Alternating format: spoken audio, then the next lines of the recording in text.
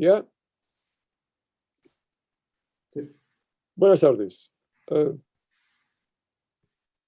Vamos a intentar presentar nuestra propuesta para crear el cuarto pilar de bienestar en España.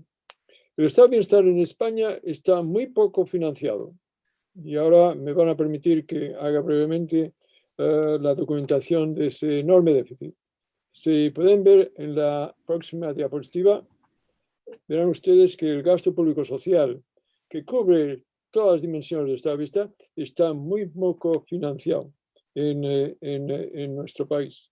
Fíjense que la línea roja es la situación en España como porcentaje del PIB y comparado con la Unión Europea de los 15 y luego con Suecia. Y tomo Suecia como el país donde precisamente el estado de bienestar está más desarrollado, en parte por las causas que explicaré más tarde, que también explica el déficit que hay en España, que es donde las clases populares tienen mayores instrumentos a su servicio y las mujeres tienen más poder.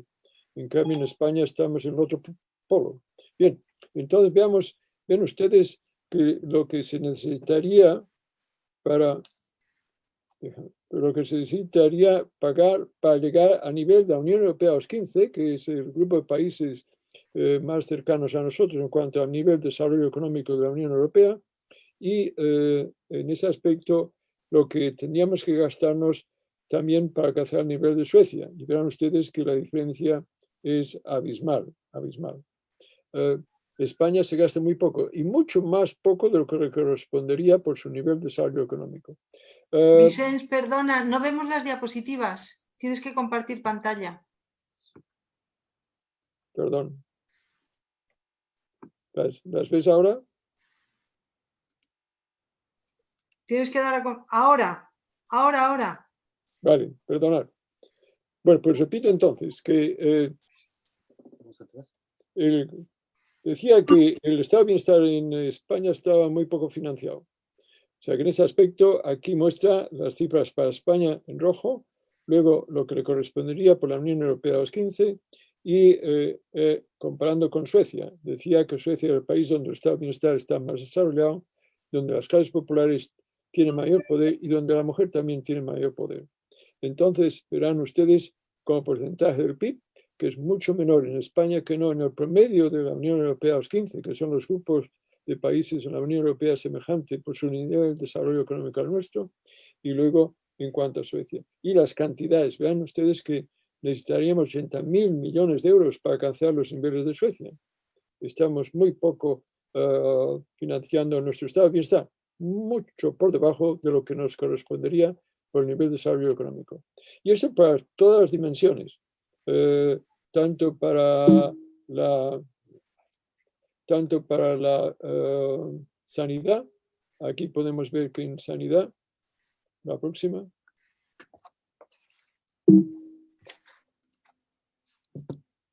En sanidad, ven ustedes que es una situación semejante, en la que incluso más acentuada.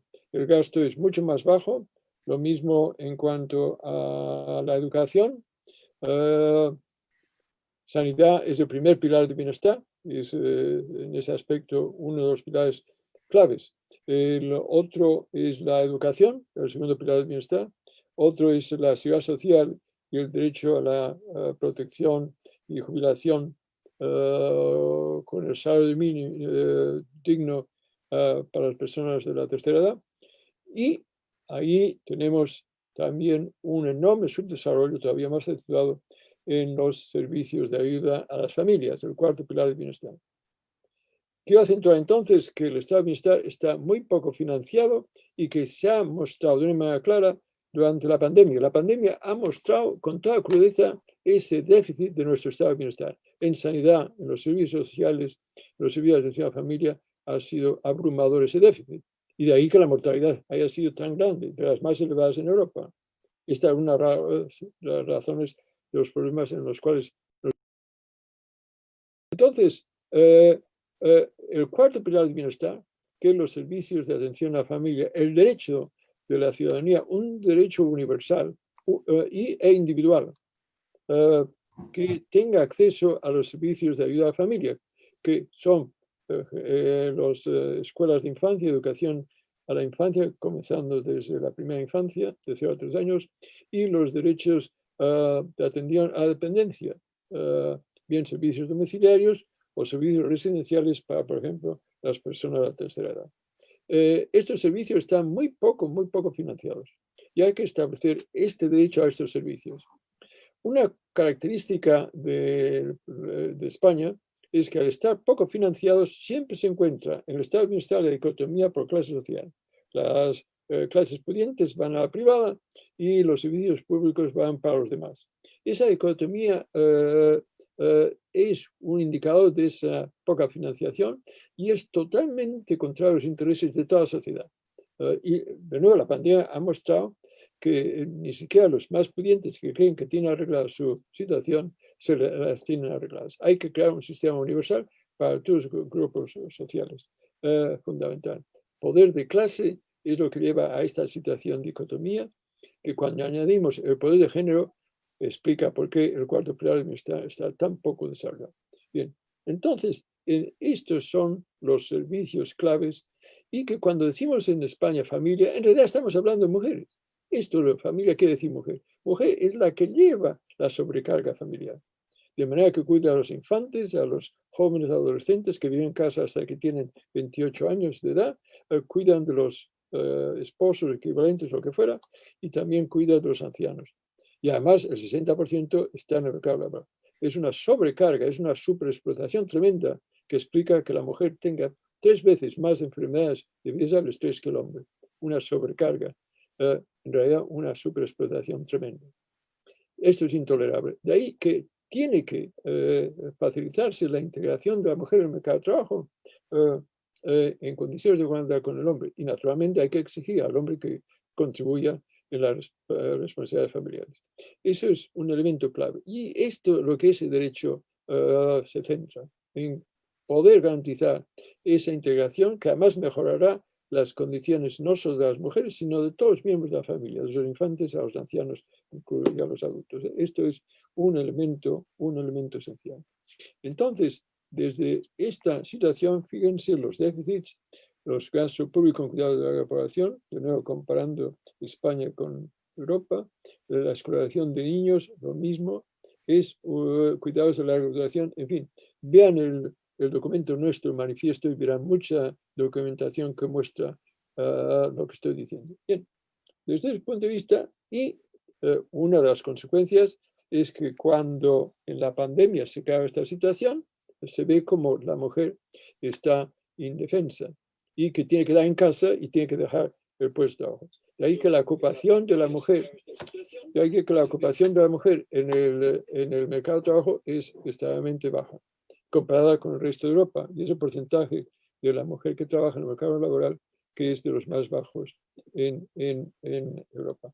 Bien, desde el punto de vista, esto es lo que nos inquieta, lo que nos angustia y lo que nos revela y nos indigna. Y esto es lo que hacemos una invitación para que haya una movilización popular para que la gente diga ya basta ya. Es una indignación que hay que corregir ese enorme déficit.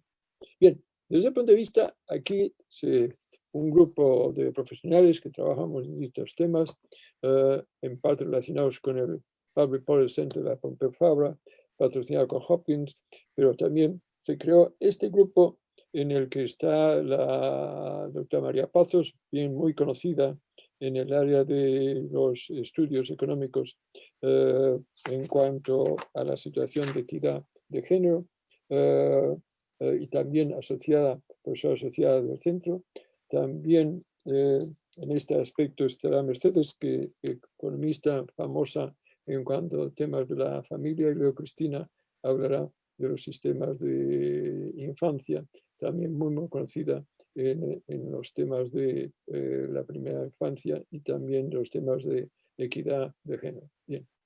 Entonces, este grupo estuvimos trabajando y hicimos un documento que se presentó a las Cortes y que está también incluido en este documento que está siendo distribuido a lo largo del territorio español, y que desde ese punto de vista lo que intentamos es enfatizar la importancia de estos servicios, que a nivel de calle ya sabemos que la gente lo valora muchísimo, sabemos que hay un amplio apoyo hacia lo que nosotros proponemos y que incluye incluso aspectos y grupos sociales que se definen en opciones políticas conservadoras, que están más a favor de nosotros que a veces de sus propios dirigentes en cuanto al establecimiento.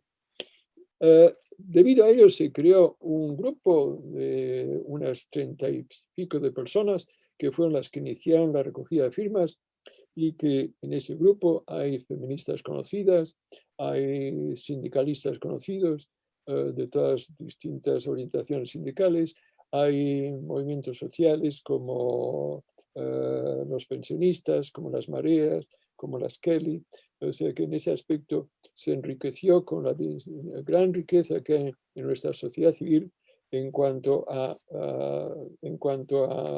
la importancia de movilizar distintos sectores de la ciudadanía para poder alcanzar ese cambio. Y es ahí donde el documento que espero todos hayan recibido y que se piden firmas. Es importante que haya miles y miles y miles de firmas para mostrar que hay que movilizar a la sociedad, para presionar al gobierno y, sobre todo, en cuanto a la tarea de que esto se traduzca en propuestas legislativas y con la financiación consiguiente. Que sea un derecho universal de servicio de atención, acceso a los servicios de atención, a los servicios de ayuda a la familia y que sean públicos. No estamos a favor de la reproducción de esa economía por clase social de privadas o públicas. Esto tiene que ser un servicio público que garantice el bienestar de toda ciudadanía, de toda ciudadanía.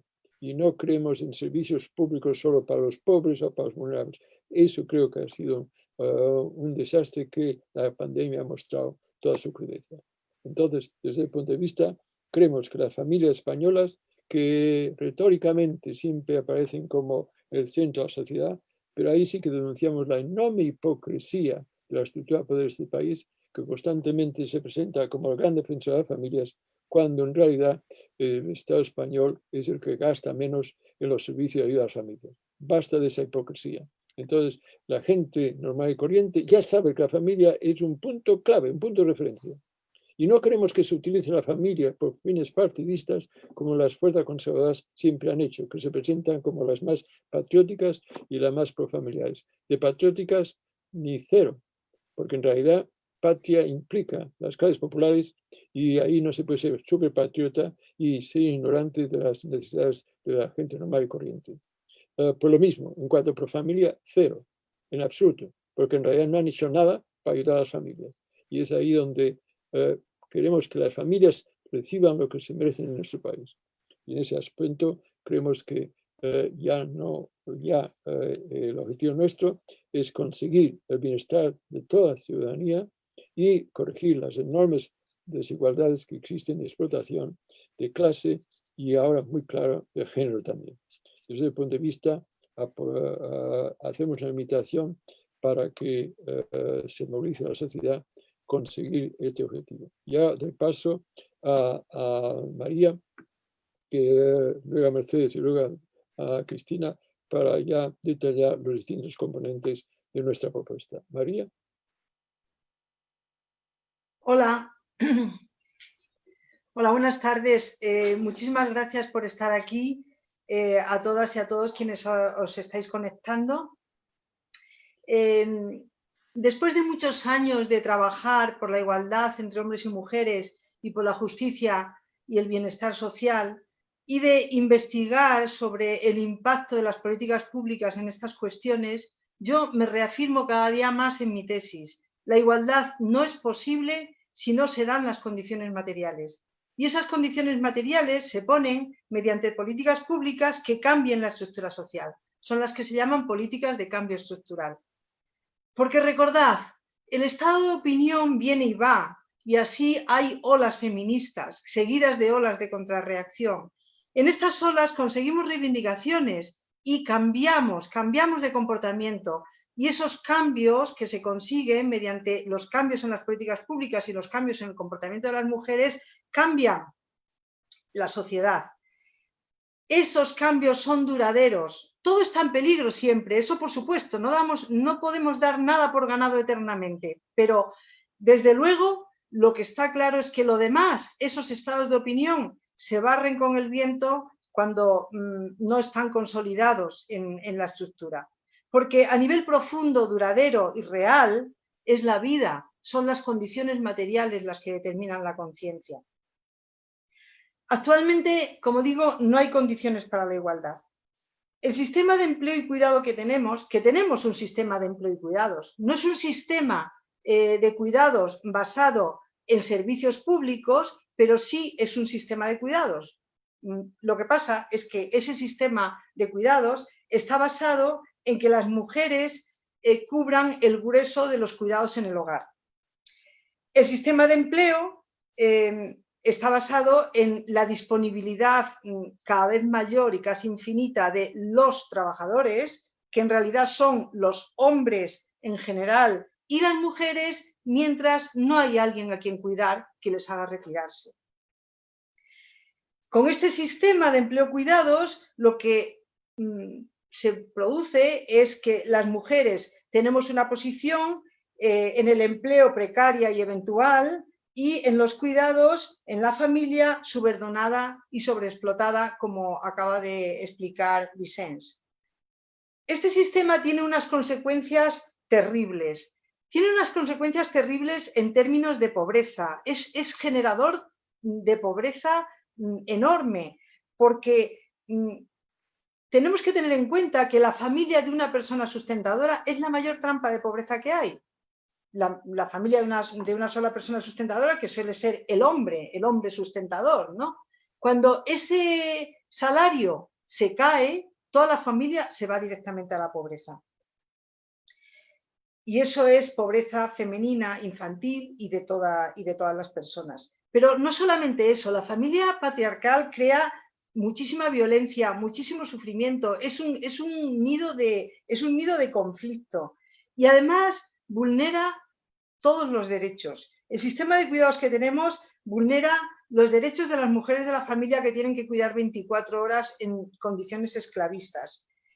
Vulnera los derechos de las empleadas de hogar, que también cuidan de forma precaria, de las trabajadoras de los servicios totalmente deficitarios, que están sobreexplotadas, de las criaturas de las personas dependientes, porque las familias no se pueden permitir muchísimas veces, la gran mayoría de las familias no se pueden permitir comprar los servicios que no da el sector público en el mercado. No tienen dinero y realmente se producen unos dramas familiares enormes, porque aunque hubiera una mujer dispuesta a que se le explotara para cuidar 24 horas, es que ni siquiera esas mujeres dan abasto, porque es que no las hay en todos sitios. Bueno, el sistema este vulnera también los derechos de los hombres igualitarios que quieren encargarse y asumir sus responsabilidades y sus obligaciones de cuidados y vivir en una familia igualitaria, y vulnera el derecho de todas las mujeres que queremos una sociedad que nos respete. Pero el sacrificio de las mujeres en este sistema realmente es que no es necesario, por mucho que la ideología patriarcal se empeñe en mostrarnos lo contrario. Y voy a poner dos ejemplos. El primero, contemplemos el caso de una mujer que interrumpe su empleo durante 3 o 5 años para cuidar a una o a dos criaturas, y quizá más años, y quizá luego ya no se reincorpora al empleo y se convierte en lo que yo llamo ama de casa sobrevenida, porque realmente ya no hay manera y ya se tiene que quedar dependiente económicamente para toda la vida y sin generar derechos sociales. Bueno, hemos destrozado las posibilidades de vida de esa mujer, cuando, sin embargo, con la corresponsabilidad de los hombres y con un buen sistema público de cuidado y educación infantil, no haría falta que esa mujer se sacrificara. En el sistema que proponemos de educación infantil, estamos hablando de una ratio de 5,2 criaturas por persona adulta. O sea que realmente no se necesita que una mujer esté solo para cuidar a una o dos personas durante 10 años y eso la condiciona toda la vida. El segundo ejemplo de por qué no hace falta este sistema que tenemos. Una mujer cuidadora 24 horas en casa durante 10 años, cuidando a una persona dependiente. Y luego, ¿qué pasa? La persona esa se muere, esa cuidadora termina en la pobreza, aparte de con una salud tremendamente deteriorada, a lo cual también ha aludido Vicens, y ya no tiene derechos, está en el arroyo. Sin embargo, esa persona que necesita 24 horas de cuidados estaría mucho mejor atendida en una residencia de calidad, donde estamos hablando de un sistema de dependencia, el que proponemos, con una ratio de 3 personas cuidadas por cada persona trabajadora. Bueno, si estamos hablando de una persona que necesita 24 horas de cuidado, pues ya podríamos estar hablando de incluso 2 personas cuidadas por cada persona trabajadora. Pero es que realmente para cuidar de calidad solo a una persona en un hogar, si queremos empleo de calidad y queremos derechos para todo el mundo, necesitaríamos 4 personas trabajadoras si queremos empleo de calidad. Entonces, es que realmente este sistema no se necesita, nos podemos organizar de otra manera. Pero también, por supuesto, esa persona que ahora es cuidadora 24 horas, si su persona dependiente está en una residencia, puede visitarla, darle todo el cariño, darle todo el afecto y también no solo ella, sino los hombres de la familia una vez que se hayan integrado en los cuidados. Es lo que se llama darles el tiempo de calidad, pero no que se necesita una persona de la familia para asegurar las necesidades básicas. Bueno, la solución son, como digo, políticas de cambio estructural para pasar de una sociedad, de unas políticas públicas que mantienen una sociedad de hombre sustentador, mujer cuidadora, o en todo caso, hombre sustentador y ayudante en los cuidados y mujer cuidadora principal, que es lo que tenemos ahora, a una sociedad de personas sustentadoras, cuidadoras en igualdad, donde todas las personas, incluidas las mujeres, seamos independientes económicamente durante toda la vida, donde haya igualdad en el empleo, igualdad en los cuidados. Para ello tenemos que cambiar, por tanto, tanto el empleo como los cuidados. Pero fijaros, aunque hay que cambiar el empleo, hay que hacer políticas de horarios, de jornadas más reducidas, etcétera, políticas laborales, ni siquiera el empleo se puede cambiar sin mirar a la otra cara de la moneda, que es el sistema de cuidados. Tenemos que cambiar la división sexual del trabajo en la familia para cambiar la sociedad. Esta es la mayor aportación de la economía feminista. Tenemos que fijarnos en los cuidados, que han sido hasta ahora muy ignorados, y tenemos que cambiar el sistema. Bueno, el nuevo sistema de cuidados que proponemos tiene 2 características fundamentales. La primera, que los hombres cuiden igual que las mujeres. Y la segunda, que haya un sistema de servicios públicos para proporcionar los cuidados que ahora las mujeres intentan resolver de forma precaria y sin dar abasto. ¿Y cómo es ese sistema de cuidados?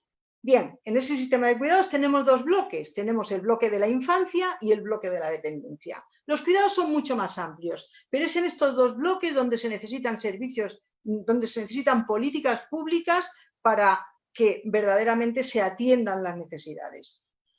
En la infancia, ¿qué necesitamos? Nace una criatura. ¿Qué necesita esa criatura? Bueno, hay un consenso de que esa criatura tiene que estar en casa durante los primeros meses de su vida, que pueden ser 8, 10 o incluso llegando a 11 meses o a 1 año.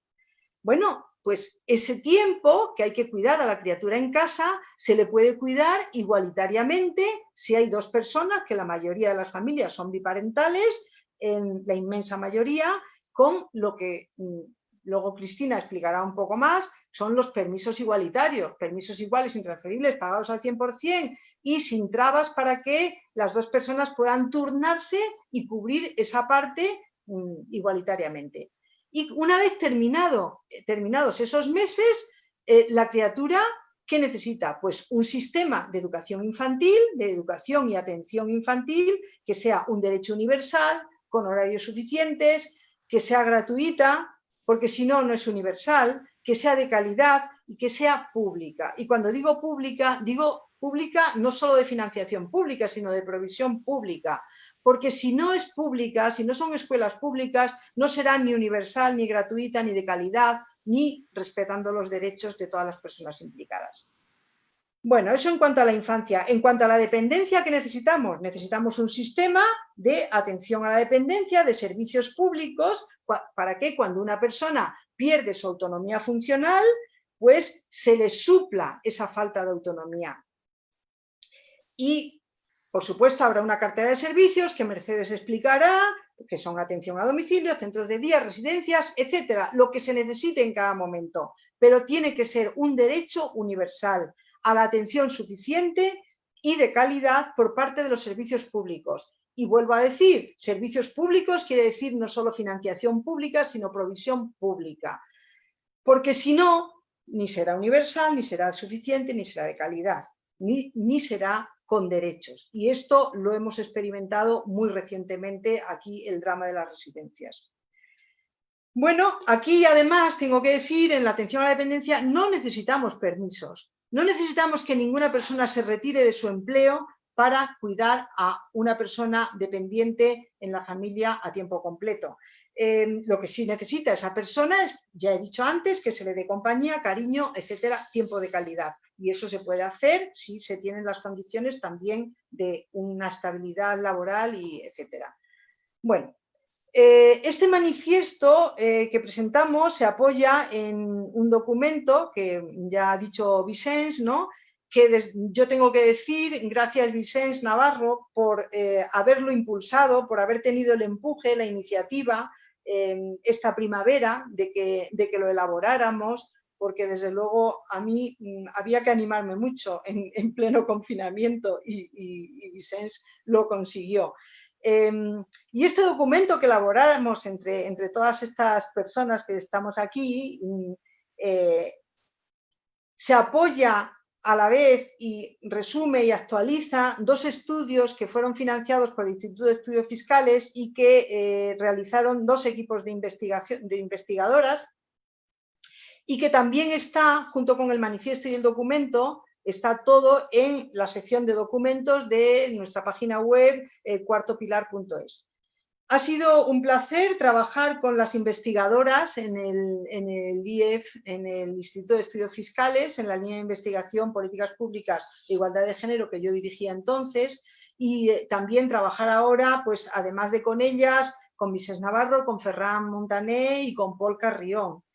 Creo que ahora ellas van a explicar mejor, Mercedes y Cristina, y creo que es muy importante entrar en los detalles, porque creo que demostramos con este documento, con estos estudios y con estas investigaciones que nuestra propuesta es justa, posible y beneficiosa para toda la sociedad. Es decir, que hay solución. Esto es lo primero que tenemos que saber, que hay solución, solución concreta.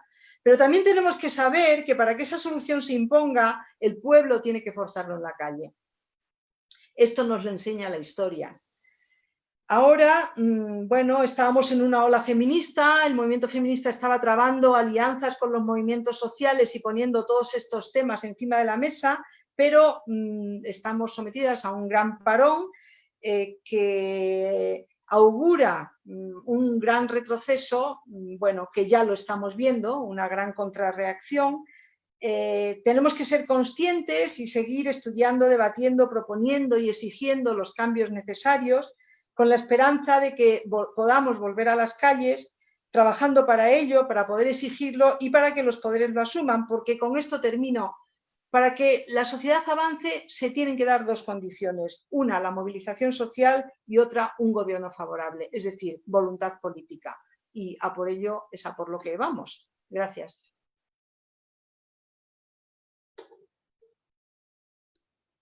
Mercedes.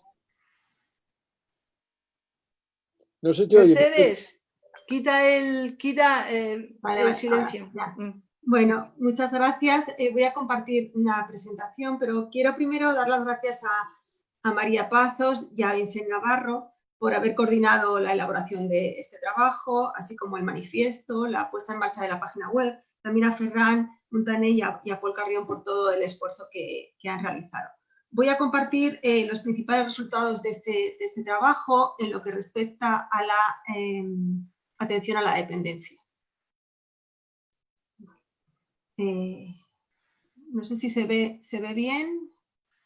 Maximiza la pantalla. Oh, no, se ve bien, sí, no, se ve bien. A ver, un momentito, voy a intentar maximizar, a ver si soy capaz. Pero se ve bien. Un momento, a ver, compartir. Bien. Vale. Bueno, pues como decía María, me voy a centrar en los estudios que ha mencionado, en ese estudio del Instituto de Estudios Fiscales, así como en distintas ampliaciones y actualizaciones de ese estudio. Las referencias las tenéis en esta diapositiva y la mayoría de los trabajos se pueden consultar en Internet. A ver, un momento.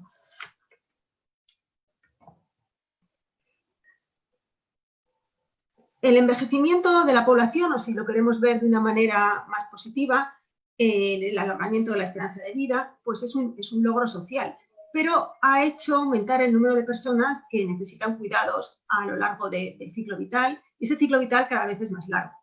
Estamos, por tanto, ante una necesidad social acuciante que seguirá creciendo en el futuro. Esta necesidad social, por la naturaleza que tiene, no puede ser cubierta fácilmente de forma privada por los individuos o por sus familias. Y por otra parte, como también ha comentado María, no es viable pensar que ese cuidado de cada vez más personas dependientes pueda ser resuelto de forma privada. Es, por tanto, necesario revisar este modelo tradicional que recae principalmente en las familias, en concreto en las mujeres. Existe un consenso en la idea de que los cuidados de larga duración, la atención a la dependencia, debe formar un cuarto pilar del estado de bienestar y debe consolidar un conjunto de derechos sociales esenciales. El modelo de atención a la dependencia que se elija o que tenga un determinado país tiene efectos muy importantes sobre el empleo, sobre la producción, sobre la igualdad de género, como os ha comentado, sobre el bienestar de las personas dependientes, pero no solo de las personas dependientes, también de sus familias y de las personas que trabajan en el sistema. Organismos internacionales han alertado de las consecuencias negativas sobre la eficiencia y el empleo, el bienestar, de no hacer o hacer mal una organización y financiación adecuada de los sistemas nacionales de atención a la dependencia.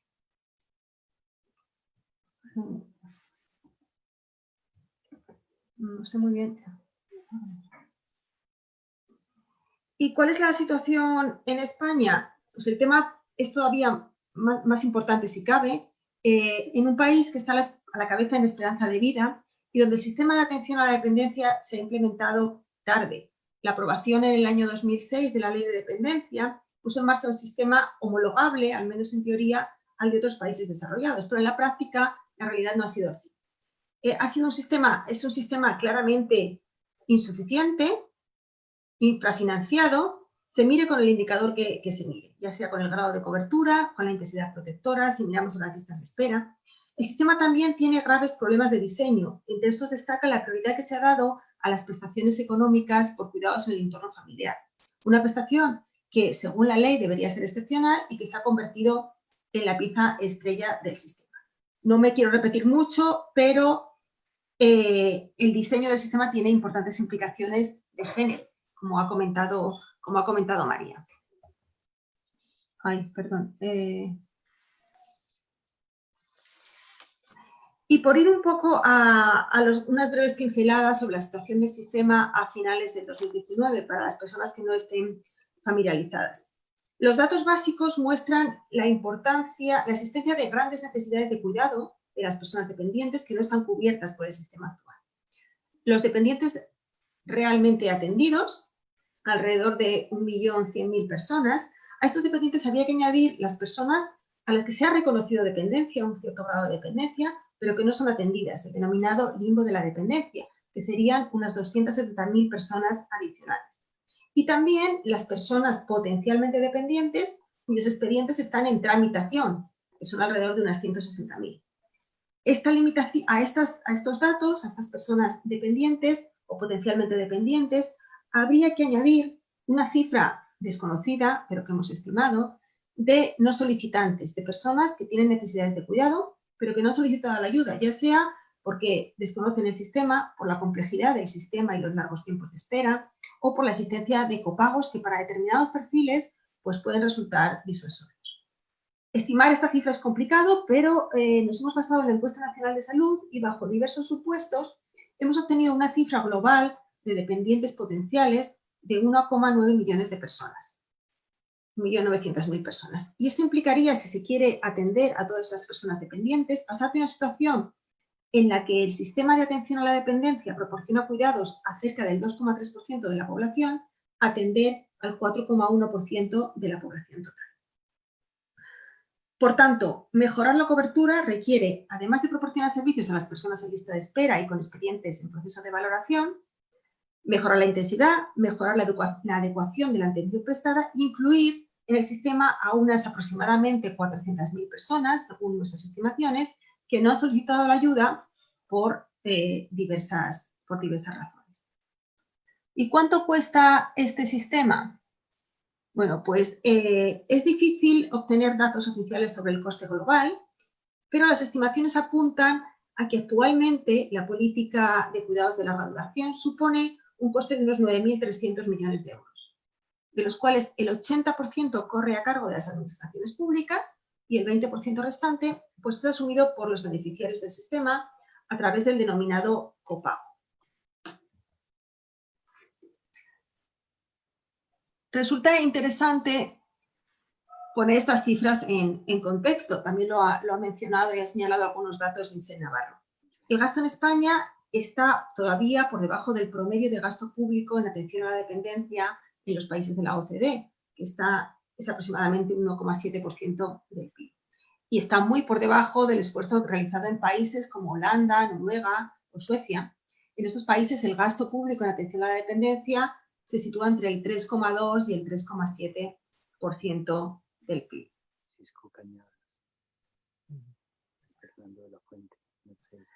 Por mencionar rápidamente la estructura de las ayudas, en el sistema de atención a la dependencia hay dos grandes bloques de ayudas. Por una parte, los servicios, entre los que están la ayuda a domicilio, teleasistencia, residencias, centros de día y algunos servicios de promoción y prevención.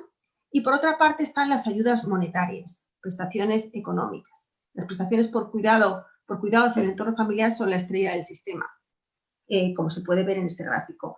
Pese a su carácter teóricamente excepcional, estas ayudas son recibidas casi por el 40% de los beneficiarios. Eso es una importante disfunción del sistema, ya que supone dejar en manos de las familias la responsabilidad del cuidado, a cambio de una prestación muy exigua, que además tiene un impacto negativo de género, porque la mayor parte del cuidado pues, sigue siendo realizado por las mujeres.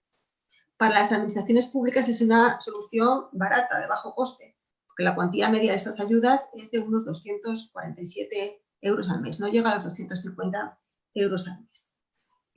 Por mencionar otro tipo de servicio, vamos a centrar en la atención residencial. En este sentido, las plazas disponibles en España por cada 1.000 personas mayores de 65 años son inferiores a las existentes en la mayoría de los países europeos y no cubren la demanda efectiva. Por no hablar de la calidad de la atención residencial, que ha estado recientemente en el punto de mira. Podría entrar con más detalle, pero bueno, quería apuntar sobre todo este servicio y esta prestación. Y no me podía resistir a dar algunos datos sobre la evolución del sistema y el impacto del COVID en algunas cifras. ¿Qué es lo que ha ocurrido en los últimos meses? Bueno, la pandemia llegó en un momento en el que las cifras de atención a la dependencia parecían otra vez ralentizarse, debido al retraso en la aprobación de los aumentos presupuestarios requeridos para mejorar el sistema. Los datos más recientes todavía son insuficientes para conocer a fondo el impacto de la pandemia, pero ya se ven algunos efectos. Por un lado, se ha producido un importante retroceso tanto en las solicitudes como en las resoluciones de expedientes de valoración. También vemos que se reduce el limbo de la dependencia, pero esto tiene un poco de truco. Se reduce el limbo, pero no aumenta el número de personas beneficiarias. Esto se debe en gran medida a los numerosos fallecimientos que han ocurrido, ya que el número de personas beneficiarias se ha reducido. Es actualmente inferior a las que existían a finales del mes de marzo. O sea que las personas fallecidas no han sido ni siquiera reemplazadas por las que estaban en la lista de espera, lo que pues, parece mostrar un recorte encubierto de los servicios de atención a la dependencia. Y en cuanto a los tipos de prestación, se aprecia en estos datos un claro retroceso en la atención residencial. Se ha reducido cerca de 15.000 usuarios menos en los meses considerados, también en los servicios de ayuda a domicilio y en la atención en centros de día. A la vez ha aumentado el número de ayudas económicas para cuidados en el entorno familiar y las ayudas para contratar servicios privados. En definitiva, parece que en este contexto de crisis se ha optado de nuevo por favorecer las prestaciones económicas en detrimento de los servicios profesionales. Como se ha señalado recientemente, durante el confinamiento no solo no se fortalecen los servicios públicos, sino que muchos de esos servicios se suspendieron. Un poco para resumir, ¿qué es lo que falla en el sistema actual? Bueno, pues el sistema presenta una cobertura insuficiente, se atiende a un número de personas muy inferior al número de personas que, según nuestras estimaciones, necesitan cuidados. Las prestaciones son inadecuadas, con copagos excesivos, con servicios públicos insuficientes y hay una predominancia excesiva de las prestaciones por cuidados en el entorno familiar, con unas ayudas muy, muy bajas. El sistema, en teoría, sí que establece el derecho a la atención suficiente, pero no la garantiza, vulnerando, por tanto, los derechos de las personas implicadas. Parece imprescindible una transformación radical del modelo y el diseño de un sistema que subsane estas deficiencias. ¿Y qué modelo proponemos? Bueno, se trata de un modelo en el que la atención a la dependencia constituya realmente el cuarto pilar del estado de bienestar, con la educación, la sanidad y las pensiones, por supuesto la ayuda a la educación infantil. El sistema ha de basarse en servicios prestados directamente por el sector público, ha de estar dotado de los recursos económicos necesarios y es fundamental que garantice una cobertura universal, suficiente y de calidad. También que se garantice la equidad interterritorial y la igualdad de género, ofreciendo alternativas reales y efectivas al cuidado informal prestado en el seno del hogar, fundamentalmente por mujeres de la propia familia.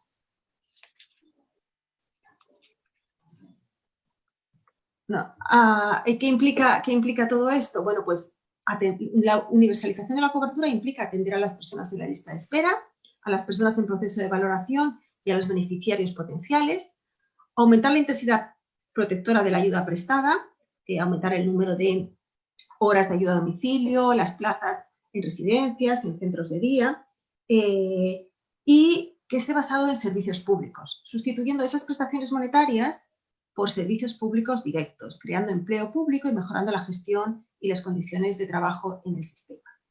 Este sistema excluye los pagos directos, se financiaría con impuestos y excluye los copagos por cuidado. Los cuidados estarían financiados por el sector público, igual que la atención sanitaria, pero los gastos de alojamiento y manutención correrían a cargo de los usuarios y en el caso de que estos no tuvieran recursos, pues serían financiados a través de ayudas sociales. También se propone la eliminación de los gastos fiscales, las ayudas, las desgravaciones que aparecen en determinados impuestos ligadas a la dependencia o la discapacidad, que en la mayoría de los casos son regresivos y que tienen un coste importante.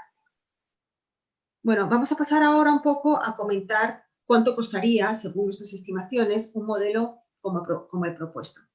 Nos hemos basado en los costes medios por servicio y hemos realizado diversos supuestos de cobertura e intensidad protectora a las personas dependientes. Los detalles se pueden encontrar en el trabajo coordinado por Michel Navarro y María Pazos. La referencia la he puesto en el inicio de esta presentación y también está en la página web del manifiesto.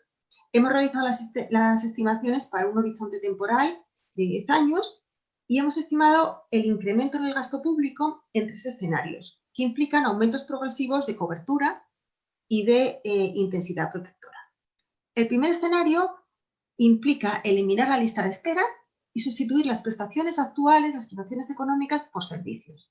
Y eso supondría un incremento en el gasto público de unos 3.700 millones de euros.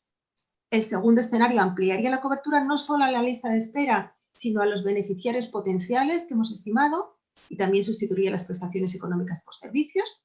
Necesitaríamos para ello unos 8.100 millones de euros más.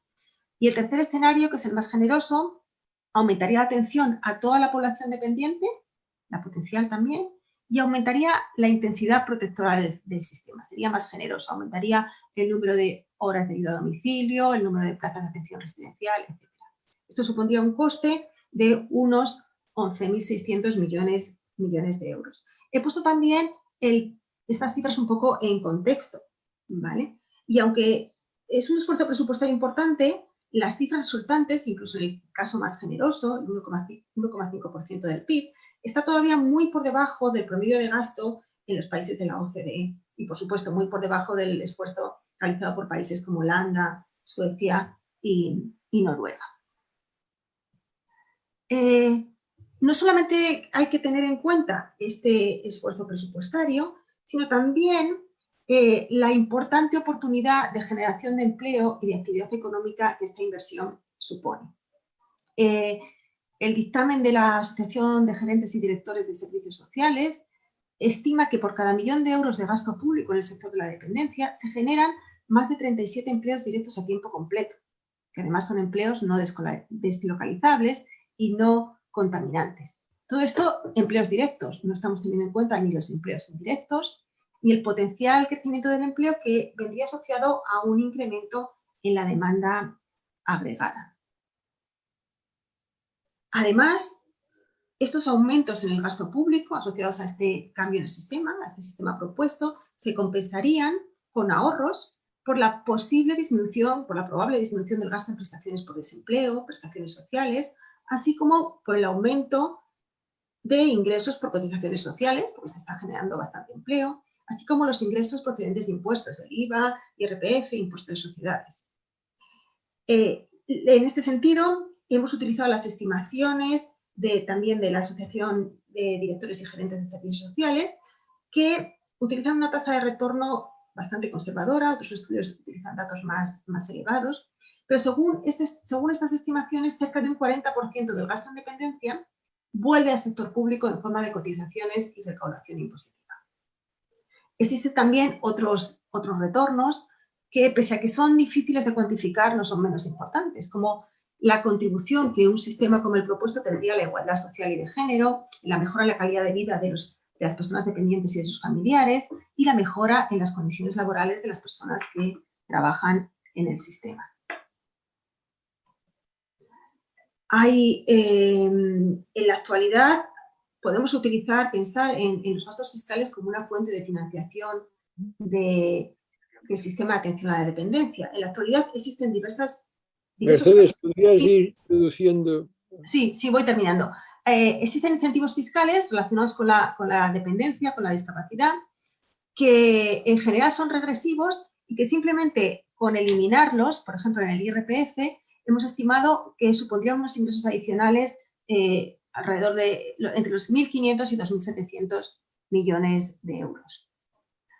Lo que quiero presentar aquí es una síntesis de resultados. Hemos estimado el incremento en el gasto público, el incremento en el gasto neto en esos 3 supuestos, en esos 3 escenarios, en los que se va incrementando tanto la cobertura como la capacidad protectora del sistema. Pero para ser más breve voy a centrarme en el escenario 3, que es el más generoso. Y en este escenario, el incremento en el gasto público necesario, que es unos 11.600 millones de euros, es una cuantía muy importante, pero a la vez es una inversión que genera actividad económica y empleo. y tendría unos retornos estimados por impuestos y cotizaciones de alrededor de 4.700 millones de euros. Es decir, esa tasa de retorno del 40% de gasto público que retorna al sector público. Si además tenemos en cuenta los beneficios fiscales como potencial vía de financiación, el incremento neto se reduciría a una cuantía estimada entre 4.200 y 5.300 millones de euros. Implementar un incremento de esta cuantía en un plazo temporal de 10 años, pues sería una cuantía cercana a los 500 millones de euros de aumento presupuestario anual, que no es desdeñable, pero creemos que es asumible. Y no menos importante es el potencial del sistema para crear empleo.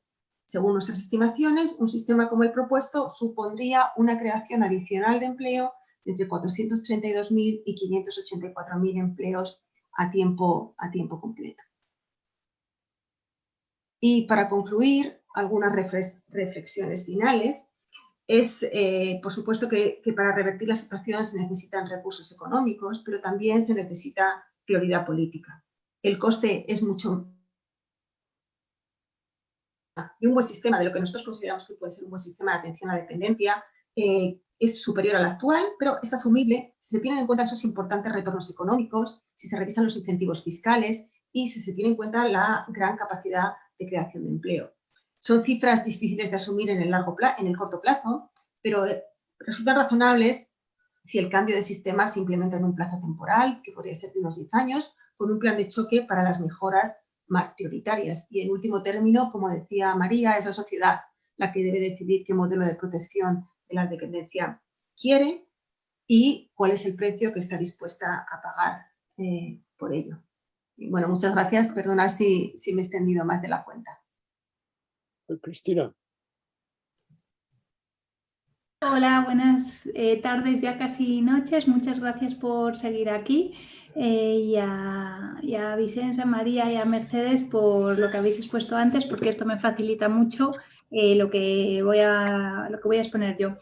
Ahora voy a centrarme en dos políticas que son claves para cubrir de forma corresponsable entre el Estado, las empresas, los hombres y las mujeres la educación y el cuidado de niñas y niños de 0 a 3 años. A ver, vamos a compartir. ¿Estáis viendo la pantalla? Sí, sí, sí. Vale.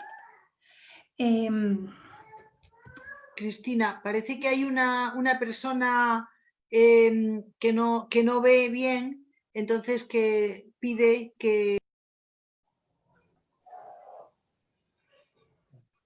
¿Qué es lo que pide? No te oigo, María. ¿Qué es lo que pide? Perdona. No se te oye. María, no se te oye. ¿Qué es lo que pide? No, que lo único que parece que me llega un mensaje que hay una persona que no ve bien, que no ve las diapositivas, que está conectada y que tengas en cuenta para explicar los grandes rasgos para que lo vaya pudiendo seguir. Vale, muy bien. Vamos a ver brevemente las condiciones que serían necesarias para que el permiso por nacimiento y cuidado del menor, no sé por qué esto va para atrás. Vamos a ver qué es lo que ha pasado aquí. ¿Estáis viendo mi pantalla? Sí, sí, sí. Vale, pero es que no sé por qué no me permite volver para atrás.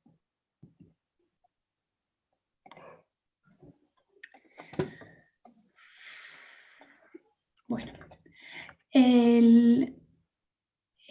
hay en los permisos de nacimiento se pasan solas. Bueno, vamos.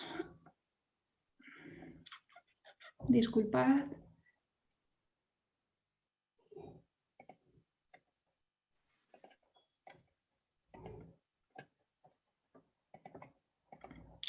No sé por qué. Bueno, vamos a.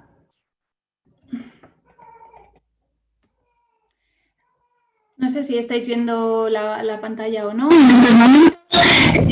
En todo caso, habría en el permiso de nacimiento y cuidado del menor, sería necesario cambiar un par de cuestiones para que hubiera un uso igualitario y hubiera una capacidad de hacer un uso corresponsable por parte de los hombres y la política lo fomentara. Esto sería que hubiera 2 semanas obligatorias en lugar de las 6 que se proponen a partir del 1 de enero del 2021, de tal forma que hubiera un mes, 4 semanas disponibles para las familias para extender el cuidado en el hogar de los bebés. Y por otra parte, que se recuperara el derecho del trabajador a poder hacer a tiempo completo, acceder a tiempo completo este derecho, ya que en la redacción actual se tiene que negociar entre la empresa y el trabajador, y por las tendencias que hay puede haber un uso no igualitario entre hombres y mujeres del permiso por nacimiento y cuidado. Esto supondría estos cambios favorecer el uso igualitario y tendría una repercusión directa en los bebés atendidos, ya que unas 260.000 criaturas tendrían más de un mes de posibilidad de ser cuidados en sus hogares. Habría, en cuanto a la creación de empleo, potencialidad en el mercado de trabajo, esto mejoraría la posibilidad de reincorporarse al mercado de trabajo, de búsqueda de empleo, etcétera, de las personas, de los progenitores que no están utilizando el permiso, puesto que el otro progenitor podría extender el cuidado. Y además no supondría ningún coste adicional a la legislación actual. Es decir, es un cambio que con solo un cambio legislativo tendría muchos beneficios económicos y sociales y ningún coste adicional. Y ahora nos vamos a centrar en la educación universal y gratuita de calidad de 0 a 3 años, que sería un servicio público que permitiría atender a las niñas y los niños en el tiempo desde que se han terminado los permisos parentales retribuidos para incorporarse al sistema educativo. Es importante, como señalaba tanto Mercedes respecto al sistema de dependencia como María y Vicencia en términos generales, el hecho de que sea un sistema universal, que haya un acceso universal a este servicio, y para garantizar que este acceso sea realmente universal es necesario que sea gratuito para que no haya diferencias en términos de clase, de género, etcétera, y que sea de calidad. Vemos que actualmente en España hemos calculado la ratio que habría respecto a criaturas atendidas a personas y sería en torno a 7, 7,6, depende un poco de cómo se encuentren los datos, y querríamos bajar a unas ratios similares al sistema de Suecia, que está en 5,2, y además mejoraría la cualificación del personal que atiende a las criaturas, llegando incluso a un 35% de personas formadas en términos pedagógicos o sociosanitarios. En la actualidad, con los datos que tenemos, puede ser en torno al 20%, y habría que tener en cuenta los horarios para que fueran compatibles con el empleo a tiempo completo de los progenitores y la situación cercana a los domicilios. Como señalaba Mercedes, es importante tener en cuenta que al ser una política estructural y que supone un cambio importante, se podría realizar en un periodo de transición, de tal forma que con un objetivo de este diseño de sistema hubiera capacidad de ir mejorándolo. Habría una primera etapa en la que con la cobertura actual se pasaría a estas características, y en las siguientes etapas se pasaría a ver, ¿por qué esto no lo veis? A ver, se pasaría a tasas de cobertura de en torno al 90% en una segunda etapa para las niñas y los niños de 2 a 3 años, la siguiente de 1 a 2 años y por último una menor cobertura en la de 0 a 1, ya que los 8 o 10 primeros meses podrían incluso estar cubiertos por los permisos retribuidos, que se funden con vacaciones, permisos de lactancia, etcétera. Esto supondría más de 440.000 criaturas atendidas frente al sistema actual. El sistema actual atiende a unas 440.000, estaríamos hablando de casi 900.000 criaturas atendidas de 0 a 3 años. Y no solo tiene un efecto sobre estas criaturas que tienen un acceso igualitario a lo que supone la educación, de mejoras en todos los niveles de desarrollo, sino también a sus progenitores y en el acceso y mantenimiento en el mercado de trabajo, especialmente en el empleo femenino. Todas las organizaciones internacionales señalan lo esencial que es el acceso a este servicio para mantener las tasas de empleo femenino, y hemos visto, por ejemplo, el gráfico que nos enseñaba Vicens al principio.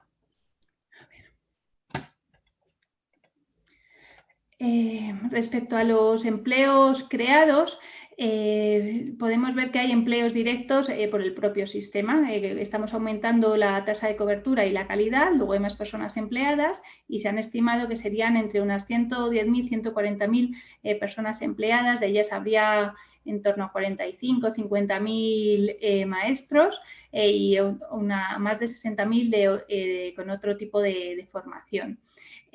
Además, habría empleos indirectos. Veremos que el hecho de acceder a este servicio genera la posibilidad de que muchas mujeres se reincorporen al mercado de trabajo y esto genera empleos en otros sectores, no solo en el sector propio de servicios de educación de 0 a 3 años. Es decir, que estamos hablando de entre 110.000 y 140.000 directos y unos 130, 160.000 indirectos. Estamos hablando de más de 200, 250.000 empleos generados por esto. Cuando hablamos de esta política, igual que en las otras, siempre salta la alarma de cuál va a ser el coste de esta política. Es muy importante, todo el mundo está de acuerdo en la relevancia y en los efectos en términos de equidad que produce y de acceso temprano a un derecho como es la educación para los niños y las niñas. Pero ¿cuál es el coste? Bueno, pues suponiendo un periodo de transición, podemos ver que si estas etapas las dividiéramos en 5 años, ya que en la etapa 3, en la que se aumenta la cobertura hasta el 90% en los niños de 1 a 2 años, como hay mucha población, sería la más cara, digamos, pues si hubiera una transición en 5 años, supondría un aumento del coste de en torno a los 870 millones por año. Un total de unos 4.360 millones de euros sería pasar desde el momento actual, en el que se están empleando 2.500 millones de euros, a unos 6.800 millones de euros, que sería el coste del sistema una vez implantado totalmente. Este coste, sin embargo, resulta escaso, resulta relativamente pequeño si se compara con los beneficios. Directamente hay, por temas de generación de empleo directo, se están produciendo unos 2.270 millones de euros y además hay una liberación de recursos de las familias para otros sectores de unos 1.660 millones, que es el dinero que las familias utilizan actualmente en pagar los servicios de educación de 0 a 3 años. Ese dinero que actualmente utilizan, al ser un servicio gratuito, como es el resto de las etapas educativas, permitiría que ese dinero de las familias se fuera a otros sectores de la economía. Además, hablábamos de la generación de empleo indirecto, femenino principalmente, según estipulan las diferentes organizaciones internacionales, el FMI, el Instituto Europeo de Igualdad de Género, la OIT, supondría entre un aumento del Producto Interior Bruto que hemos estimado que sería entre 1.800 y 6.000 millones de euros, teniendo, digamos, hipótesis conservadoras de los efectos de este empleo indirecto que se generaría. Por tanto, al comparar coste y beneficio, vemos que los beneficios económicos totales son muy superiores a los costes, pero además, en términos de financiación y de ingresos públicos, vemos que la propia implantación del sistema permitiría conseguir unos ingresos públicos en torno a 1.600, 3.000 millones, depende de la generación de empleo indirecto, lo cual supone cubrir en gran medida la inversión que tiene que realizar el sector público en desarrollar esta política. Y además, en la situación actual, con las transferencias europeas que se esperan debido a la situación del COVID, para poner en contexto de cuánto dinero estamos hablando, se están hablando que va a haber transferencias de 72.000 millones de euros. Comparemos 4.000 millones con 72.000 y vemos la posibilidad de que implantar efectivamente este modelo. Además, se habla de periodos del 2021 al 2026, en el Gobierno se está hablando hasta el 2023 utilizar estos recursos, es decir, que en 4 o 5 años habría recursos suficientes para desarrollar esta política que genera beneficios económicos mucho mayores a los costes. Y por último, señalar las posibilidades. Hemos hablado de los empleos y no hemos entrado en detalles de los empleos, pero en el cálculo de los costes sí que hemos realizado cálculos con diferentes tipos de costes. Una de las grandes quejas de este sector es la precariedad que existe en las personas que están empleadas actualmente en el sector de la educación del primer ciclo de educación infantil y, por tanto, ver cómo afectaría los costes unas condiciones laborales dignas y mejores.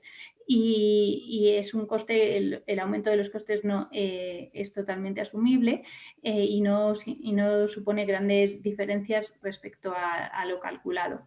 Por último, señalar que faltaría mucha información, como ha señalado Mercedes, y como hay una petición constante por parte de las personas que diseñamos y evaluamos políticas públicas. Falta información, y hay información que existe y no se publica, a lo mejor hay otra que no existe, pero tanto en el sistema de permisos por nacimiento y cuidado del menor, como en el caso de la educación de 0 a 3, se necesita más información para poder hacer una mejor cuantificación de los efectos, de los costes, de los beneficios.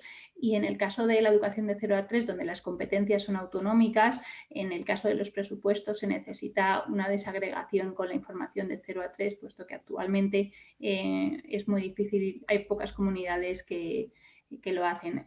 Además de toda la información que hay en la web del manifiesto del cuarto pilar, se puede acceder a toda la documentación que sirve de base para estas presentaciones. He ido relativamente rápido, no sé si quedarán algunas preguntas, pero entiendo que es ya bastante tarde y que nos hemos extendido en general. Y creo que lo importante sería pasar al debate, a las preguntas, y si hay algo en detalle de lo que haya hablado que se quiera hablar con más atención, estaré encantada de decirlo. Muchas gracias. Vale, pues ahora ya hacer un poco el resumen y para abrir el debate. Pero quisiera hacer una serie de observaciones porque la audiencia debía ser consciente de que las personas que han trabajado en este informe, a mi manera de conocer las distintas áreas, y creo que las conozco muy bien, son de las personas que conocen más en el país sobre este tema. Y en ese aspecto quiero agradecer a cada una de las personas, de las presentes y ausentes, que han hecho posible este trabajo. María Pazos es una de las dirigentes más conocidas en el país, que ha ofrecido siempre un enorme liderazgo en cualquier tema que tenga que ver con la equidad de género. Y de ahí que la llamara a ella pidiendo la ayuda, puesto que es la persona más conocida en el país en estas áreas. Mercedes es la persona, a mi manera de ver, que conoce más sobre los servicios domiciliarios en España. Y Cristina lo mismo en cuanto a los servicios de infancia. Estamos hablando de gente con gran credibilidad. Y a mí me honra y satisface que sean todas ellas también relacionadas, profesoras asociadas del Public Policy Center, patrocinado por la Pompeu Fabra Hopkins, que es el centro de mayor prestigio que hoy tiene España a nivel internacional en áreas de políticas públicas sociales. O sea que estamos hablando de un documento con enorme credibilidad. Lo digo porque, al resumir, quiero inmediatamente contestar la pregunta que ya sé que los conservadores de siempre harán: ¡oh, y no se puede pagar! Miren, no sean frívolos. Miren los datos que presentamos. Se puede pagar. Y ahí, desde ese punto de vista, los documentos que están adjuntos en el manifiesto famoso que se ha de distribuir y que la gente tiene que intentar que alcance el máximo número posible de firmas y pronto. Se dice que el gasto se documenta.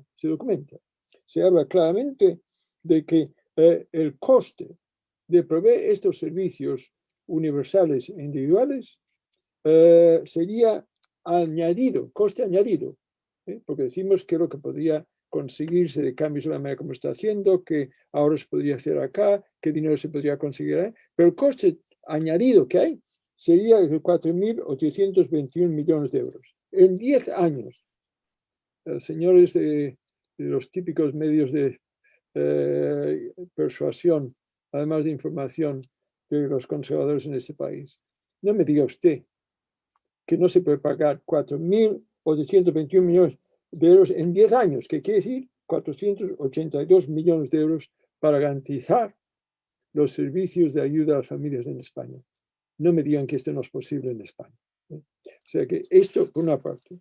En cuanto a empleo, mire usted, es de las inversiones más eficaces que puede tener el Estado español para crear empleo. Crearíamos, y apúnteselo, más de 1 millón de puestos de trabajo nuevos. En trabajos directos, 651.000 puestos de trabajo directos. Pero es que además estimula, porque hay mayor aumento de actividad económica, entre otras cosas, otros 450.000 puestos de trabajo. O sea que directos, lo que estamos proponiendo, crearía 651.000 puestos de trabajo a través de la creación de empleo. Y a través del estímulo de la creación de aquel empleo, 450.000 puestos de trabajo. En total, crearíamos 1.101.000 puestos de trabajo. Oiga, no hay ninguna otra inversión que el Estado español pueda hacer para crear más empleo. Y además debería ser más empleo, lo cual requiere que se empodere a los instrumentos del mundo del trabajo, los sindicatos, entre otros, para que los salarios, a lo mejor no puede ser que un elemento esencial para la reproducción de la vida en la sociedad, como es los servicios sociales, los servicios de vida, familia, la sanidad, estén tan poco financiados y que la mayoría personal que trabaja en ellos está en situaciones precarias y de bajos salarios. Esto no tiene nombre. Es inaceptable en una sociedad moderna, democrática y avanzada. Entonces, también, y con ello quiero terminar, que esto debe ser un derecho en la Constitución. Fíjense ustedes que en la Constitución el derecho a la vida es un derecho fundamental, que quiere decir que empodera a las personas a llevar a los tribunales a personas o instituciones que amenacen tal derecho a la vida. Oiga, pues tendrían que también considerar derechos fundamentales a aquellos que protejan aquella vida, que prevengan la muerte. Esto es sanidad, pero también la economía de los cuidados, y entre ellos el cuarto pilar del bienestar. Esta movilización que queremos iniciar, que se añade a otras muchas que ya están tomando lugar, queremos cambiar las prioridades del Estado. Queremos que el Estado sea más democrático, que sea más participativo y que cambie sus prioridades. Ahora se está discutiendo la recuperación económica, que si más digital, la economía digital, muy interesante. Pero oiga, lo más importante en la recuperación económica del país es garantizar la vida y la sobrevivencia de la sociedad, que son los servicios del estado de bienestar y hoy más que nunca los servicios del cuarto pilar del bienestar. Bien, y con eso ahora terminamos y ahora es la parte de las preguntas que se quieran hacer para poder responderles. Ha sido una presentación muy académica porque es de mucho tamaño, de mucho detalle, pero esperamos que haya sido suficientemente clara para dar en cuenta que lo que estamos diciendo es de total credibilidad y que en ese aspecto no puede desmerecerse como que no tiene, en fin, los tipos de argumentos que las derechas en este país y los conservadores en este país constantemente inician de que no se puede pagar. Mira, la mayoría de nosotros somos economistas y en ese aspecto no nos gana nadie en cuanto a saber qué quiere la economía. No es economía, muchas veces es la política la que está impidiendo que se realicen estos cambios. Bueno, y con ello, Ferran, cuando tú quieras, nos envías las preguntas. Muchas gracias, Vicens. Gracias también, María, Cristina, Mercedes. Os traslado las preguntas que nos han hecho llegar los espectadores. Tenemos una primera porque se ha planteado este manifiesto sin enunciar la garantía del sistema público de servicios sociales. Y añade, para acceder al sistema de dependencia, solo se puede hacer a través de los servicios sociales. María. No se te oye. María, no se te oye. Ya. Hola. Bueno, a mí esta pregunta me interesa, gracias porque me ha tocado contestarla, porque, a ver, yo según lo veo, y esto es un debate que hay aquí, en este momento la atención a la dependencia está en manos de los servicios sociales. O sea, hay una especie de cajón desastre que son los servicios sociales, donde hay muchas cosas. Hay toda una asistencia social y atención a muchas necesidades, ¿no? Pero esos servicios sociales no están garantizando derechos básicos a la atención suficiente, y en este caso a la atención a la dependencia.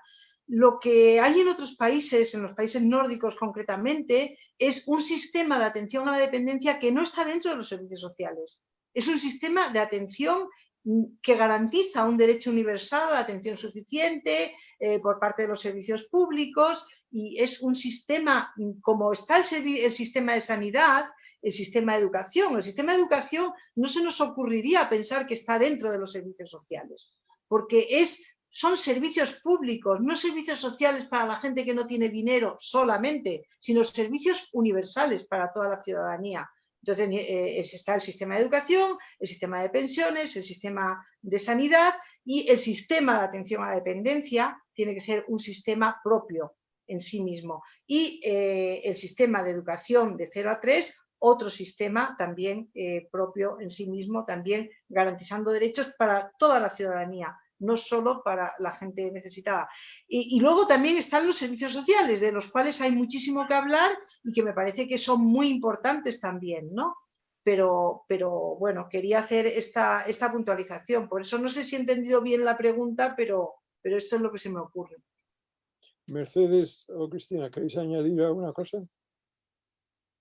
¿No? No, yo lo único que a veces en la parte de educación de 0 a 3 se piensa, bueno, es también parte del pilar de la educación, entonces está relacionado porque es parte de cuidado y parte de atención y tiene parte de educación, entonces por eso esta dualidad, digamos, en donde se encuentra, ya que es una política que cubre diferentes objetivos políticos, tanto sociales como educativos. Sí, no, bueno, y de hecho, está reconocido que el sistema de educación 0 a 3 es parte del sistema educativo. Lo que pasa es que, como tú dices, Cristina, pues tiene sus características especiales, ¿no? Sí, no, yo añadiría mi voz en cuanto a mi experiencia. Mirad, cuando yo me tuve que exilar de España por razones políticas en los años 60, viví en Suecia y conozco muy bien Suecia, tengo familia en Suecia, y los servicios sociales son muy importantes, pero es un componente del cuarto pilar del bienestar. O sea que en este aspecto la propuesta que hacemos, que toma mucho como punto de referencia la experiencia escandinava. ¿Y por qué aquella experiencia? Lo he dicho antes. Son los países donde las clases populares han tenido mayor poder. Desde la Segunda Guerra Mundial hasta ahora han sido partidos progresistas, alianza de partidos progresistas, donde las fuerzas conservadoras y liberales han estado en la minoría.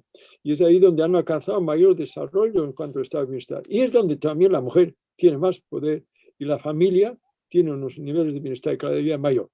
Mayor. Esto es fundamental que se entienda. Y entonces ahí, ¿quién lo gestiona? Los ayuntamientos, pero los servicios sociales son unos entre otros. Y quién también el gobierno regional y el gobierno nacional. Y los paga el gobierno municipal, el gobierno regional y el gobierno estatal, y también la usuaria en aquel momento, según los ingresos que tenga. ¿Me explico? O sea que en ese aspecto, los servicios sociales juegan un papel clave, pero no pueden ser los únicos o incluso pueden o no gestionarlos según la autoridad municipal que conlleva. Pero la función es mucho más amplia que la de los servicios sociales. La próxima pregunta, Ferran. Sí, tenemos otra pregunta. ¿Cómo se puede contrarrestar los intereses de las empresas que actualmente tienen contratos con las administraciones públicas para ofrecer servicios de educación infantil, de ayuda a domicilio, centros de día, etcétera? Bueno, ahí sí yo que me permitís que pueda, porque he trabajado mucho de ello. Mira, lo que ha pasado aquí con los servicios de ayuda a las familias, los pocos que hay, es que han sido precisamente fuentes de grandes intereses económicos que los conocemos. No tenemos tiempo para citar incluso por primer nombre los empresarios y las empresas que han estado ahí. Y que han antepuesto su objetivo, muy legítimo en otras áreas, pero no es tan legítimo en las áreas de servicio a las familias o en la sanidad, que han antepuesto su objetivo de optimizar sus beneficios sobre todo lo demás. Miremos en cuanto a las residencias de ancianos. Tenemos evidencia, y no solo en España, en otros países, que aquellos servicios públicos han tenido menor mortalidad que los privados.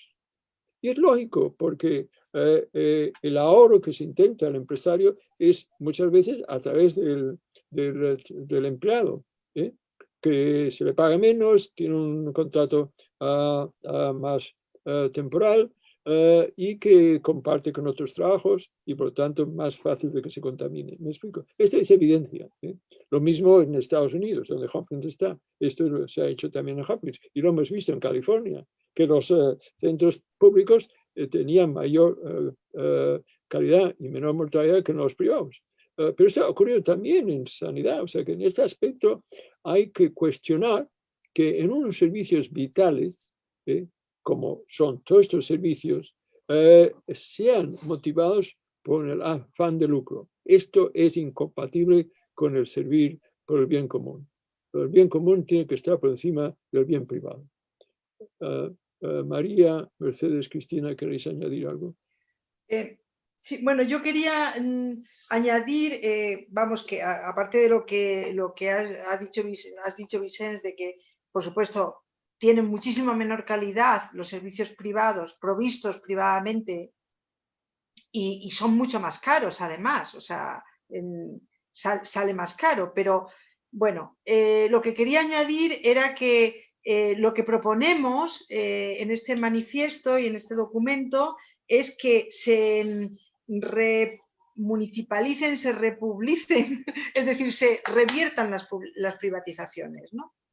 Y para revertir las privatizaciones, o sea, evidentemente sabemos que hay intereses. Esos intereses no son el bien común, esos intereses son los intereses empresariales, que, bueno, es muy respetable. Las empresas se guían por la cuenta de resultados y quieren ganar dinero, pero la cuestión es cuál es el bien común y cuál es la voluntad política. Entonces, lo que está claro es que es fácil, porque bastaría con que no se firmaran más contratos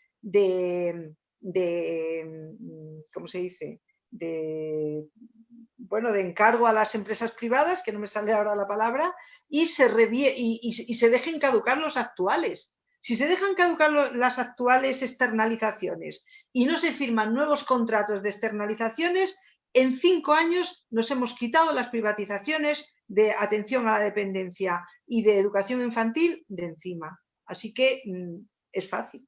Sí, permitidme además que añada, porque la pregunta es una pregunta muy, muy importante. Decía al principio que la pobreza de fondos en España para cubrir el estado de bienestar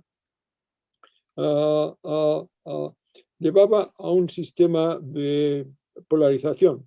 Las clases pudientes van a la privada y el público va para las clases populares. Esto no es bueno ni para unos ni para los otros. Es que en esto hay muchísima evidencia.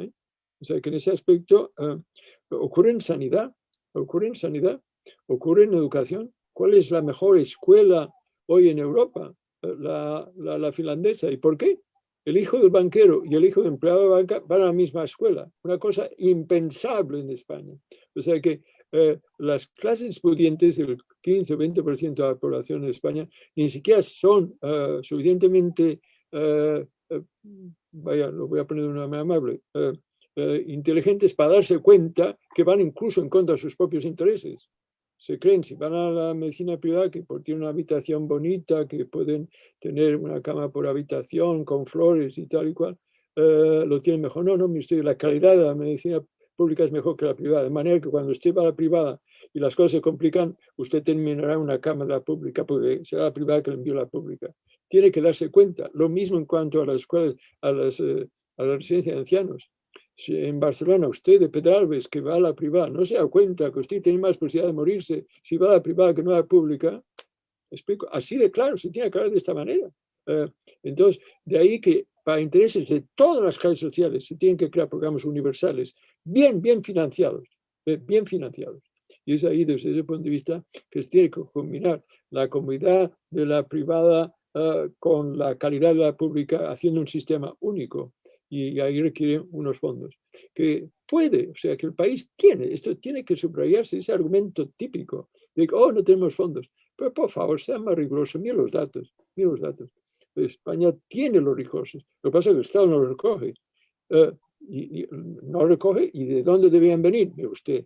Se le puede hacer unas propuestas muy concretas, incluso durante la recesión e incluso durante la pandemia, las rentas superiores han subido en nuestro país. Oiga, pues se les puede pedir que contribuyan a la situación para resolver la crisis, me explico. Esto es tan importante que hay que romper con esa economía de ir a la privada y a la pública. Para los servicios esenciales para la sobrevivencia de la sociedad, ese motor de cambio no puede ser el afán de lucro. Próxima, Ferran. Sí, tenemos muchísimas preguntas. Si os parece, vamos por la última, por las últimas. Una específica para Cristina. Y dice, ¿se han considerado los beneficios sociales de la educación de 0 a 3 años? Sí, por supuesto, no. A ver, no se ha contado en la transparencia y no se han puesto porque los beneficios sociales son más difíciles de cuantificar, pero son básicos. El acceso a la educación es un pilar clave para disminuir la desigualdad social y básico para la igualdad de género. Desde la Unión Europea a todos los organismos ven que la educación desde el principio, desde el inicio de la vida, es lo que hace que haya un mayor acceso a una igualdad real a lo largo de toda la vida. Entonces, toda la inversión que se hace en educación revierte hemos puesto empleos directos, pero son beneficios económicos y sociales, de igualdad de género, de igualdad social y vamos, no he entrado en eso porque en eso hay literatura extensísima y hay yo creo que un amplio consenso en el que no hay discusión. La discusión es si hay dinero o no para hacerlo y vemos que hemos visto los costes, los hemos calculado y hay dinero de sobra. Los beneficios sociales caen por su propio peso. Se añadiría yo ahí también un punto muy importante, porque uno de los eslóganes en el lenguaje económico español dominante es que se tiene que dar igualdad de oportunidades. Pues mire usted, comienza por la infancia. Tenemos más que estudios que muestran que aquellos que ya van a escuelas de infancia en el primer año tienen mayor madurez emotiva y psicológica que no el que se queda en casa. Esto ya es evidencia, esto es ciencia. Entonces, desde el punto de vista, esa igualdad de oportunidades pasa para que a todos se les ofrezca la misma oportunidad, que es la escuela de infancia desde 0 años. Ferran, otra pregunta. Sí, una específica para María. Dice una usuaria, ¿pero no se han conseguido ya los permisos iguales e intransferibles? Bueno, pues también muchísimas gracias por esa pregunta. Porque efectivamente, bueno, sabéis, hemos nombrado, yo soy de la plataforma por permisos iguales e intransferibles de nacimiento y adopción, la PPINA, la PINA que decimos, también Mercedes, también Cristina, o sea que estamos aquí mayoría, ¿no? Y tenemos que decir que desde 2005 llevamos trabajando por esta idea que nos parece un pilar fundamental para eliminar la división sexual del trabajo, para conseguir la conciliación corresponsable, la conciliación en igualdad, la igualdad en todos los sentidos, ¿no? Y sí, tenemos que decir que hemos conseguido que en el 2019 pues, se aprobara por fin el Real Decreto 6/2019, que establecía un aumento progresivo del permiso del padre o de la otra madre, que no tenía, hasta igualar el de la madre biológica, que son 16 semanas. Esto ha ido progresivo y finalmente el 1 de enero de 2021 ya cada persona tendrá 16 semanas. En este momento, la otra persona progenitora, que se llama en términos legales, pero que es eso, el padre o la otra madre, tiene 12 semanas y en enero ya tendrá 16 semanas. Por tanto, cada persona tendrá 16 semanas, será completamente intransferible y será pagado al 100%, que es los 3 pilares de lo que pedía la PINA. Lo único que pasa es que, como ha dicho Cristina, se han metido en ese decreto algunos problemas en la letra pequeña, algunas, en la PINA lo llamamos trampas, que impiden o dificultan seriamente que los padres se tomen, sobre todo los hombres, que son quienes les presionan las empresas, se tomen la mayoría del permiso a tiempo completo para turnarse con la madre. Es decir, las 6 primeras semanas, no me voy a meter en detalles porque es que son detalles engorrosos, pero que han puesto que las 6 primeras semanas tienen que ser obligatoriamente a partir del nacimiento, por tanto las 2 personas progenitoras tienen que estar juntas, cuando la PINA lo que dice es que se queden juntas las 2 primeras semanas, que la madre tiene que recuperarse del parto y tal, pero que luego el resto se puedan turnar. Entonces ya esas 6 semanas no se pueden turnar y las otras 16 que les quedarán a los padres, pues tendrán que negociar con la empresa si se lo toman a tiempo completo o a tiempo parcial y cuándo se lo toman.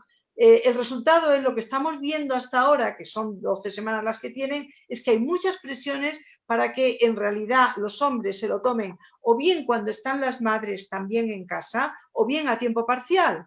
Y muchísimos se lo están tomando desde el principio, todas las semanas, es decir, todo simultáneo con la madre. Porque las empresas prefieren tener a los hombres disponibles, porque si están a tiempo, si está la madre, pues ya vente por aquí un ratito, que ya total, ya está la madre y por tanto tú puedes venir aquí que se te necesita mucho, ¿no? Y si estás a tiempo parcial, pues como no te vale, pues la madre no te vale porque a tiempo parcial no, porque la criatura está en casa todo el día. Entonces la madre se ve obligada a tomarse una excedencia y entonces como ya está la madre, pues pásate por aquí otro ratito. Entonces realmente esas son las trampas que queremos eliminar y esperamos que de aquí al 1 de enero el gobierno, aunque sea en una disposición adicional de la ley de presupuestos, pues cambie esas pequeñas frases para que realmente padres y madres tengan la posibilidad de cubrir igualitariamente esos 8 meses o 10 con las vacaciones de la criatura. Ferran, la próxima. Sí, y una última, esta para Vicens. Dice, ¿por qué las políticas públicas a favor de la familia tienen tan poca prioridad en España? Esto es una muy buena pregunta y he escrito un libro sobre esto. Porque en España las fuerzas conservadoras han tenido siempre demasiado poder sobre el Estado. Esto tiene que ver con la transición, que no comparto el entusiasmo que tiene la estructura de poder de que fuera modélica, fue necesaria y aplaudo los movimientos sociales, la clase trabajadora que forzó aquella transición, pero no tenía suficiente fuerza para que fuera una ruptura y fue una adaptación que conservó elementos del estado anterior, como está ocurriendo hoy con la judicatura, y que las fuerzas conservadoras han continuado teniendo mucho poder. Naturalmente cambios han ocurrido. Los socialistas hicieron cambios muy sustanciales antes de que se convirtiera al neoliberalismo, que entonces sí que comenzaron también con las políticas de recortes. Pero desde ese punto de vista, las fuerzas conservadoras han tenido demasiado poder. Y esa visión tan conservadora tiene una visión de la familia súper conservadora, que es basada en la explotación de la mujer. Y no quiero que se malinterprete, pero la Iglesia Católica ha jugado un papel clave. No soy creyente, pero tampoco soy anticreyente. Pero creo que objetivamente la labor que ha hecho la Iglesia Católica en nuestro país en reproducir una visión conservadora a la sociedad, incluso a la familia, ha sido enorme. Que espero que un día pida perdón al pueblo español. Entonces, desde ese punto de vista, hay que definir la familia. Son familias de distintos signos y que en ese aspecto han estado muy olvidadas. y la mujer ha sufrido un coste elevadísimo. Como dije en la introducción, la mujer en España tiene tres enfermedades más altas que no los hombres. Esto no es tolerable. Y es ahí, esto se debe, y ahora lo vemos cuando hay un nuevo gobierno que intenta revertir algunas situaciones, nunca ha habido tanta hostilidad, lo que se llama crispación política, que hay mucha crispación, pero no se explica por qué hay tanta crispación, pues porque las fuerzas de siempre se rebelan a tener menos poder, y eso es la causa de esa crispación, y es ahí donde esa respuesta. Esperemos, yo soy optimista. Yo creo que el movimiento feminista ha sido un elemento súper positivo. Creo que también ha estimulado a otros movimientos y la sociedad civil hoy está muy agitada, muy agitada. Y estamos orgullosísimos que algunos de los autores de estos movimientos sociales, protagonistas en ellos, hayan firmado ese manifiesto, desde sindicatos a las mareas, a las pensionistas, todos ellos han firmado este documento. Y quisiera terminar pidiendo a todos los oyentes que por favor firmen y piden a todos miembros de su familia y amigos que lo firmen también, que queremos crear un movimiento que diga basta ya, que tiene que hacer eso como un derecho fundamental, incluyendo la Constitución. ¿Alguna más preguntas? ¿Ferran? Estas son todas. Vale, pues bueno, quiero agradecer a todas y todos y también naturalmente a Ferran y a Paul, que han hecho siempre una labor ejemplar en ayuda de nuestro esfuerzo.